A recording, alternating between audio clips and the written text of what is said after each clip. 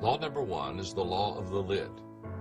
Leadership ability determines a person's level of effectiveness. This is probably law number one because I want people to understand that if they do not learn how to lead effectively, there will be a limit on their success. I've often said that leadership truly is the lid, and a person who wants to grow and an organization who wants to develop, if it only has between a 1 and a 10, a 4 or a 5 average type of leadership at the head, that organization is only going to be a 3 or a 4. It cannot grow beyond the lid of leadership in that organization. Now, the moment that you and I understand that as a person, as a leader, we begin to realize that the number that we are, our leadership lid, is going to determine basically what our organization looks like. So I put the law of the lid first, maybe not because it's most important, but it kind of just sets the agenda for understanding leadership. You better learn how to lead if you really want to be effective in life. That is the law of the lid.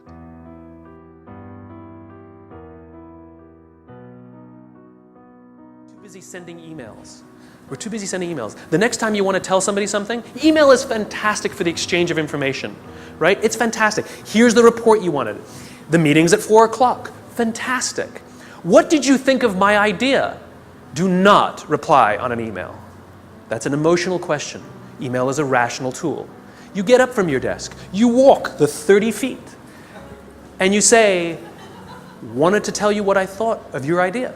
And I promise you, not only will that information be better received, but you will start to create relationship because oxytocin starts to get released. If you can't get up and walk 30 feet, pick up the telephone. I've done it. It's an amazing thing. You pick up the phone and you go, hey. They're like, hey, what's the matter? They're like, no, I'm just replying to your email. Wanted to tell you what I thought. What? And people who tell me, but I need a paper trail. Have the conversation, hang up and say, just to confirm what we talked about, boom, there's your paper trail. The reason we get so many emails is because we reply to them all. And 12 emails are sent, and then somebody misunderstands something, and somebody gets angry, and then you have to pick up the phone and deal with it anyway. I believe, and I learned very young. From parents? From my parents, absolutely. That you don't try to build a wall. You don't set out to build a wall. You don't say, I'm going to build the biggest, baddest, greatest wall that's ever been built. You don't start there. You say, I'm going to lay this brick as perfectly as a brick can be laid. There will not be one brick on the face of the earth that's going to be laid better than this brick that I'm going to lay in this next 10 minutes. And you do that every single day. And soon you have a wall. And soon you have a wall.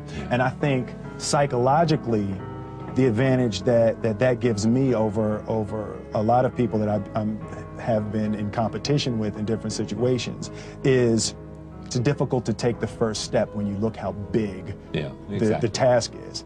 The task is never huge to me. It's always one brick. Me too. I mean, it is amazing how people are paralyzed from doing anything. Absolutely. Because they can't take the first step. Whereas you just say, look, all I'm doing is laying this one brick. I am not building the Great Wall of China here. Absolutely. I'm putting a brick here, and I'm going to have the best brick I can.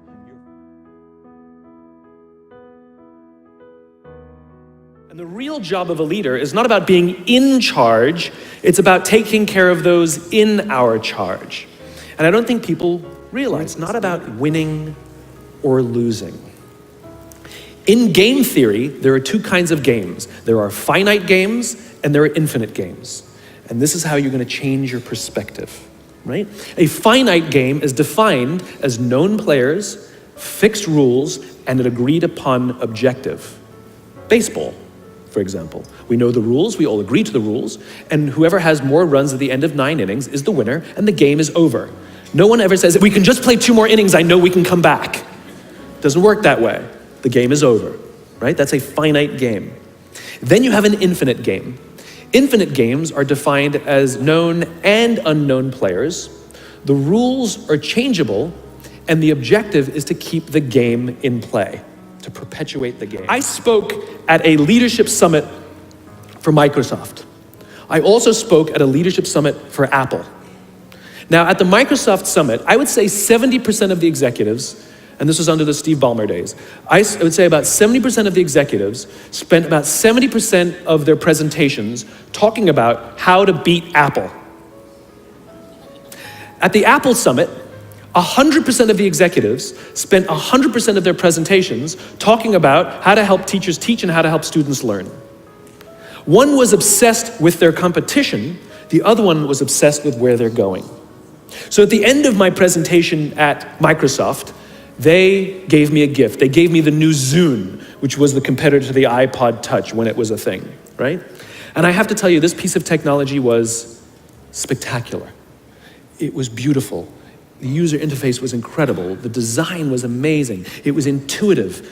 It was one of the most beautiful, elegant pieces of technology I'd ever seen, right? Now, it didn't work with iTunes, which is an entirely different problem. I couldn't use it. But that's something else. I'm sitting in the back of a taxi with a senior Apple executive, sort of employee number 12 kind of guy, and I decide to stir the pot. And I turn to him and I say, you know, I spoke at a Microsoft summit and they gave me their new Zune, and I have to tell you, it is so much better than your iPod Touch. And he turned to me and said, I have no doubt. Conversation over.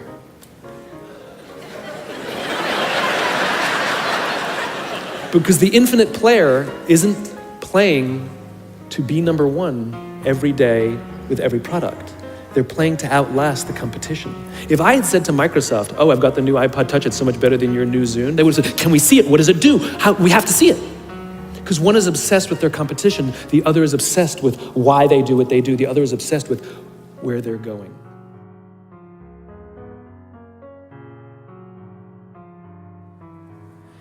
What are you going to do about it? Leadership is not a rank. Leadership is not a position. Leadership is a decision. Leadership is a choice.